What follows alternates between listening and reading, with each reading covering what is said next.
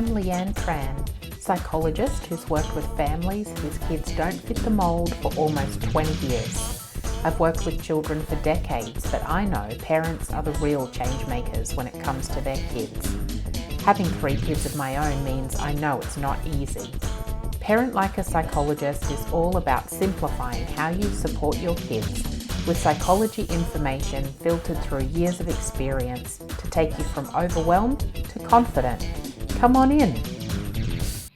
Hi everyone, welcome to another episode of Parent Like a Psychologist. I am Leanne, your host and psychologist and parent, and I'm coming to you a little bit more from the parent role, wearing my parent hat today. It's school holidays, and as a result, I'm kind of tucked away in a quiet section with a boring background and I don't have my headphones, so the audio might not be as great in this episode. School holidays, so kids either are wearing my headphones or have run them flat. So every pair of headphones we have in the house seems to be in use by people other than me at the moment. But I have this moment of thinking, we need to get things done around those obstacles as parents, and done or an attempt is better than no attempt at all. So done's better than perfect is my motto, to try to keep taking action in these things like podcasts and that kind of thing. So I'm hoping that you will join me with an appreciation of that today, and accept all the little imperfections that come along with the episode. I wanted to talk about, in the next few episodes of the podcast, my reflections from the Yellow Ladybugs Conference, which I attended earlier this month in Australia. The Yellow Ladybugs is an autistic-led and neuro-affirming organisation. They're dedicated to happiness, success, and celebration of autistic girls, women, and gender diverse individuals. And it was so great to listen to so many inspiring speakers. A lot of them women, most of them, I would say, all of the ones that I've listened to so far, women or gender diverse people, which is a perspective that's not always aired as much as the typical male perspective. And I think so that was a great thing. But also, in addition, it means that I got to hear about things from the female or gender diverse point of view as well, which is an area that typically over the last decades has not been represented as much as the male perspective of autism. So really great opportunity. And I've mentioned before that I've felt really inspired to keep sharing these messages that the autistic women I listened to were talking about, and to let my voice join theirs, so that the burden's not all on those women to share the stories and information they have about helping our autistic kids.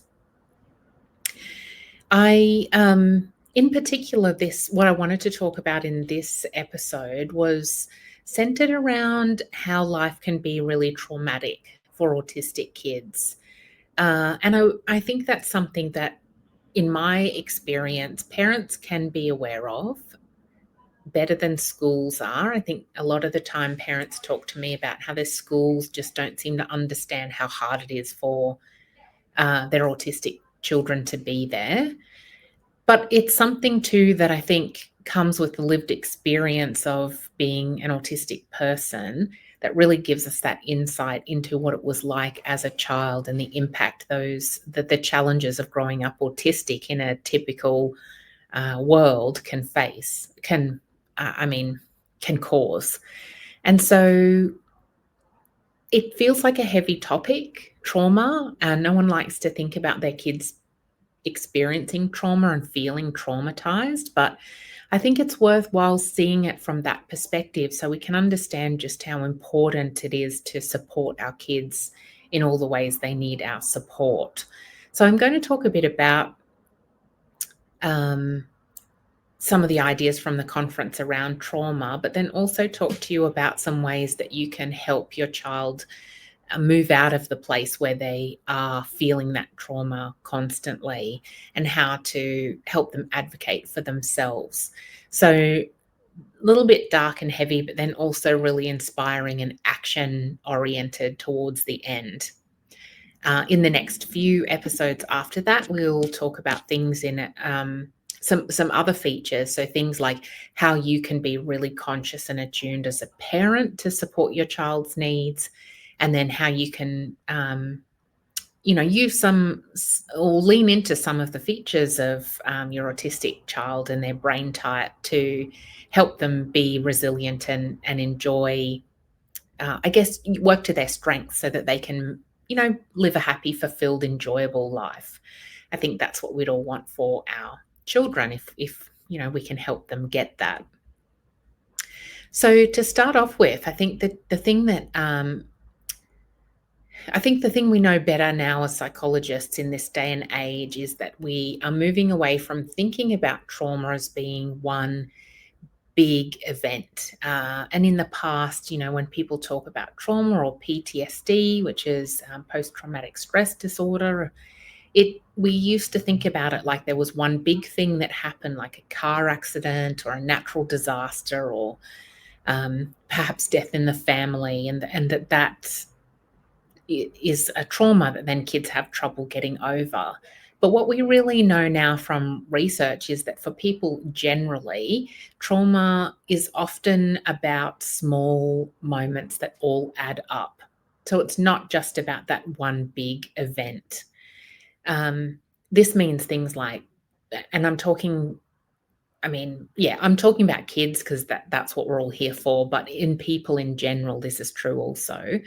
But things like bullying, being gaslighted, having feelings or experiences invalidated, not being truly seen for who we are as people. Those are all little experiences that are traumatic, and the impact of them all add up over time.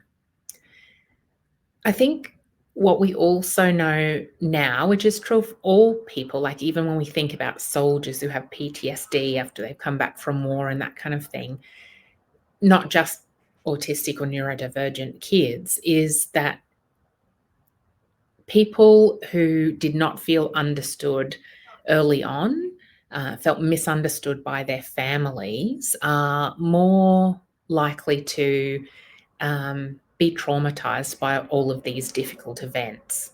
So if our kids don't feel truly seen and accepted for who they are, then their attachment relationships, which is what is the kind of thing that makes them feel anchored and safe in the world, feel shaky.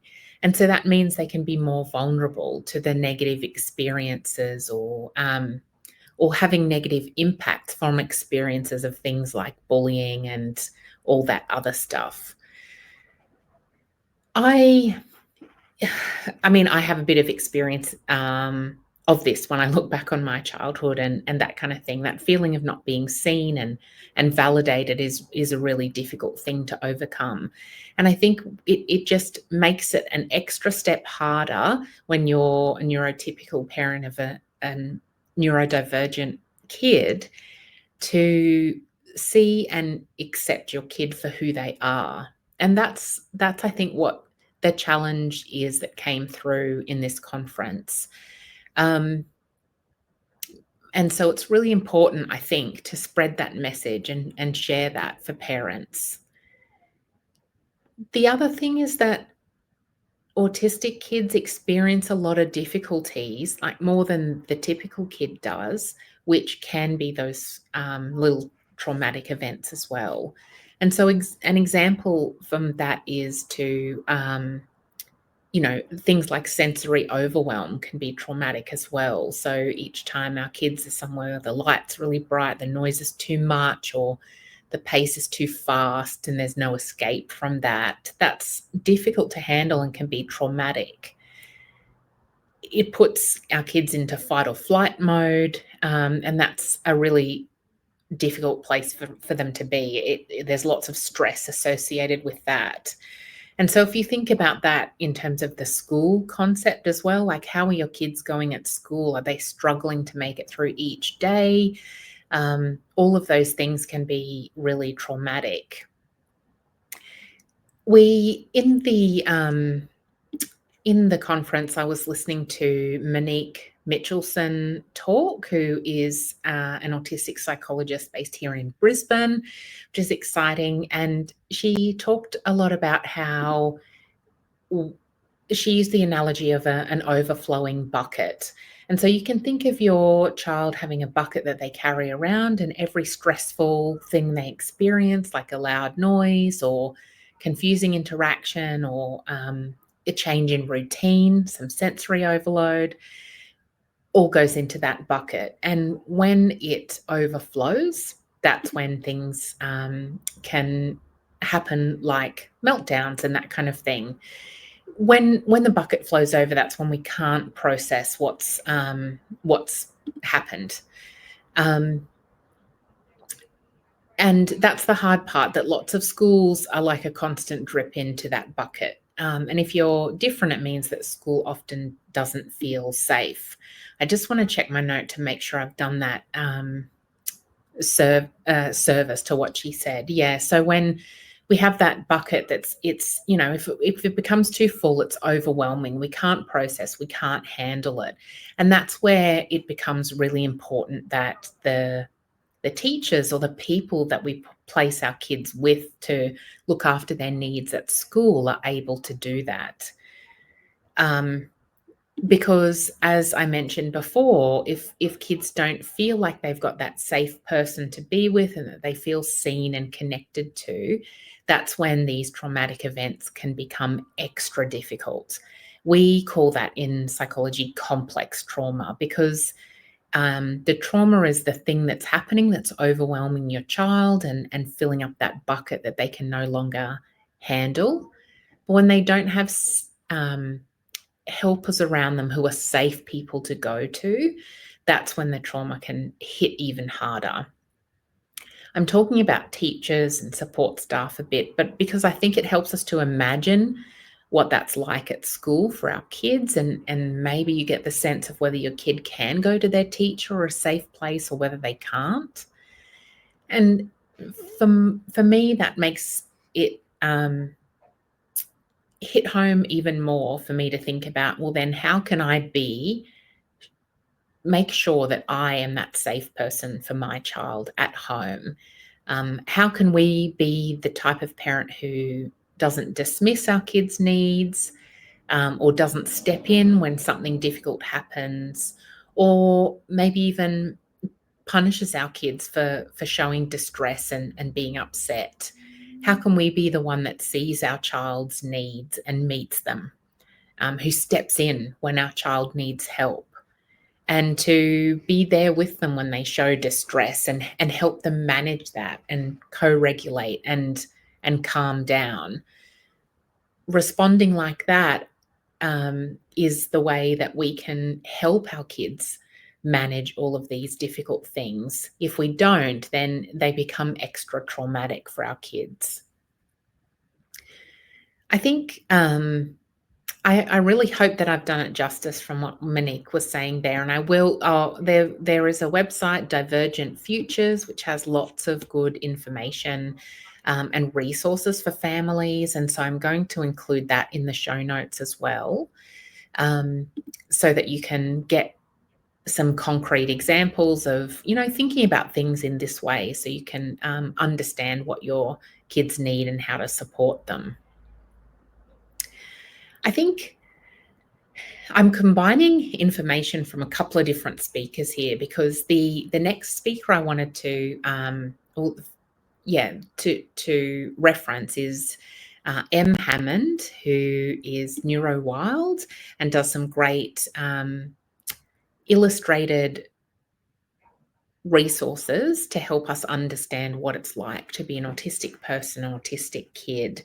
And so I'm going to link her resources in here as well. She talked about a really great sorry, I lost my train of thought. A really great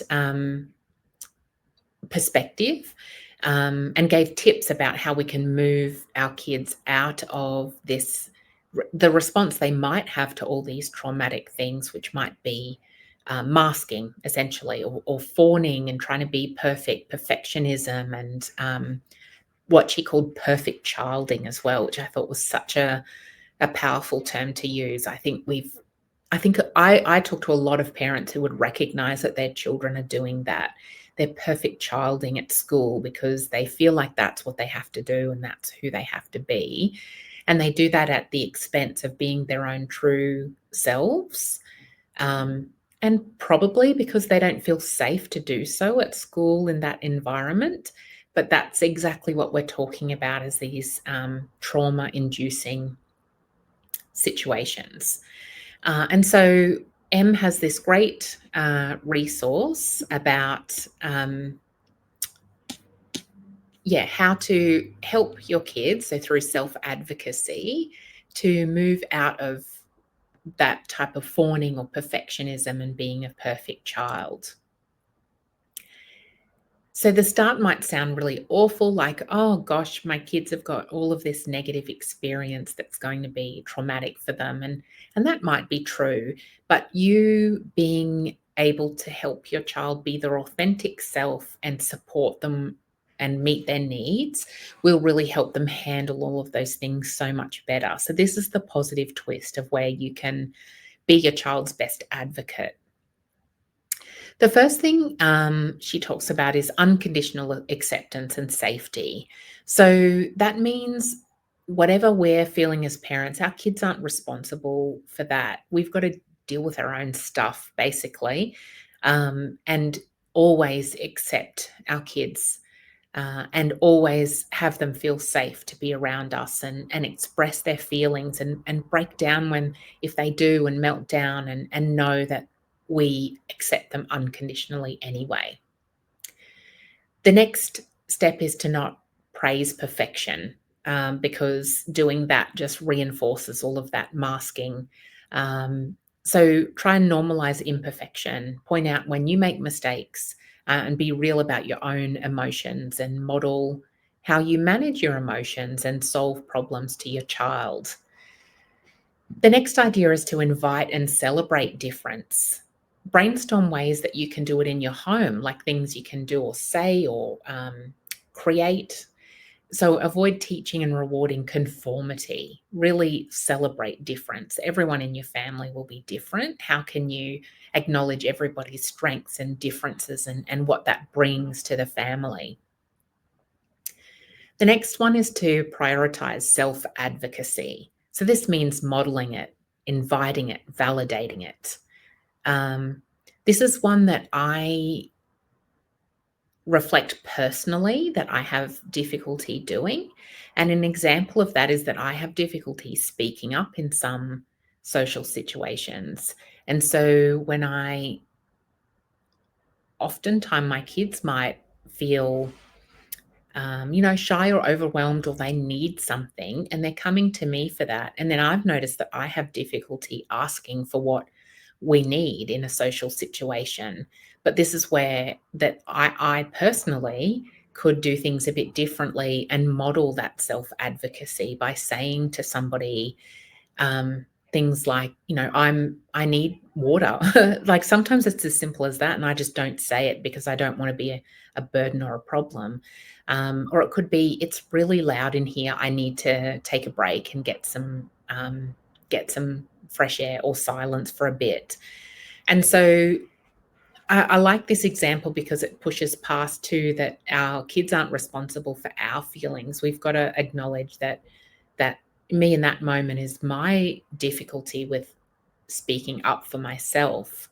And it's my job to push past that, to be able to advocate for myself, and not to kind of put that on my kids, or expect them to ask for the help they need if I'm not willing to do it myself. So I think that prioritizing self-advocacy and modeling that is such an important thing to do. The next one Em talks about is to encourage your kids to spend time listening to their body.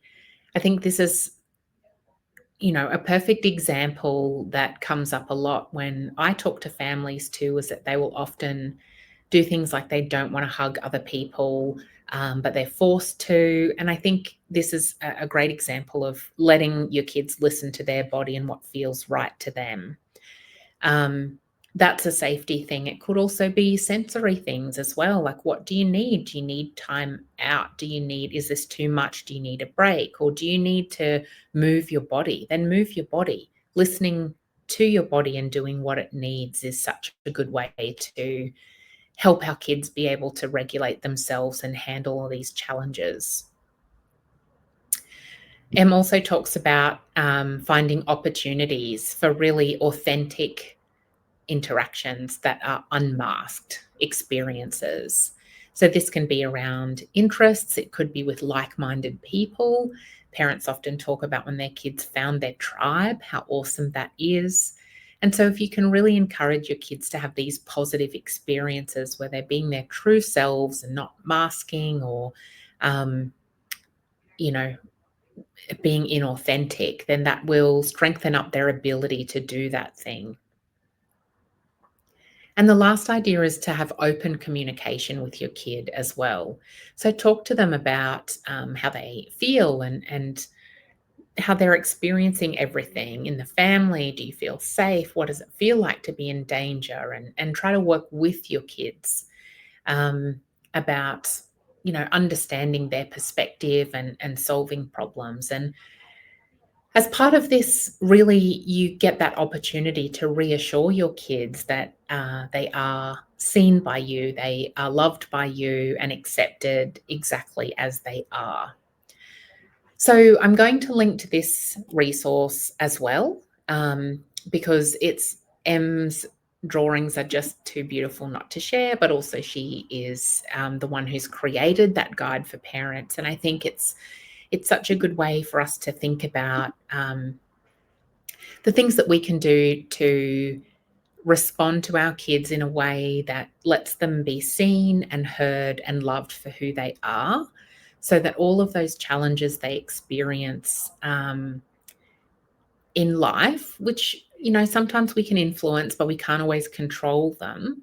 But by helping our kids to feel seen, loved, and appreciated for who they are, we can help them be more resilient to the impact of all of those difficulties.